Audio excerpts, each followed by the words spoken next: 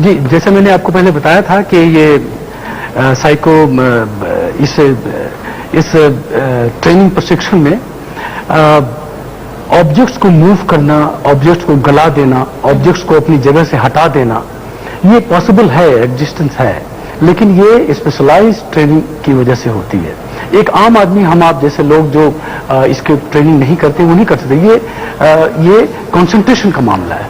और तो ये कैसे ये बात जाने कि हम ये कर सकते हैं और हमें इस ट्रेनिंग की अब जरूरत है, ये कैसे पता चलेगा? नहीं, अगर आप चाहते हैं कि ये स्पेशलाइज्ड ट्रेनिंग आप करना चाहते हैं, इसमें मास्टरी हासिल करना चाहते हैं, तो आप ट्रेनिंग ले सकते हैं, लेकिन इसके लिए आपको क्यूरियस और जिज्ञासा आपकी होनी चाहिए। आपको और गारंटी क्या है कि ट्रेनिंग लेकर आप वो सब कर पाएंगे जो दीपक राव कर पा रहे हैं? साइंटिफिक थ्योरीज के पीछे क्या कोई अभी तक पाई गई है? देखिए, कोई जैसा मैं पहले कह रहा था कि इसका कोई बहुत कोई साइंटिफिक प्रूफ तो नहीं है, लेकिन एग्जिस्ट करती है।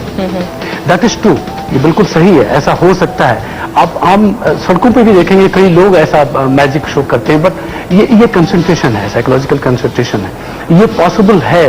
और भारत से ज्यादा वेस्टर्न कंट्रीज में इसके ऊपर बहुत रिसर्चेज हो रही है। साइकोकाइनेसिस इसको कहते हैं, ये बहुत बड़ा चैप्टर है सब्जेक्ट का। आप तो ये पढ़ाते भी हैं? जी हाँ। तो क्या है इस चैप्टर में?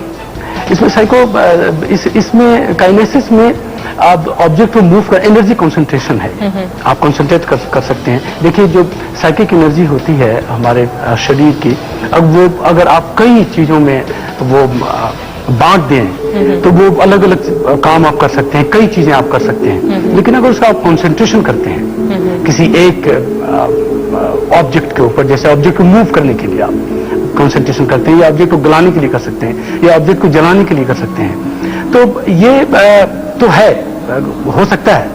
कई वेस्टर्न कंट्रीज में सैकड़ों स्टडीज जिसके ऊपर हो रही है, पैरा साइकोलॉजी के ऊपर काफी काम हो रहा है।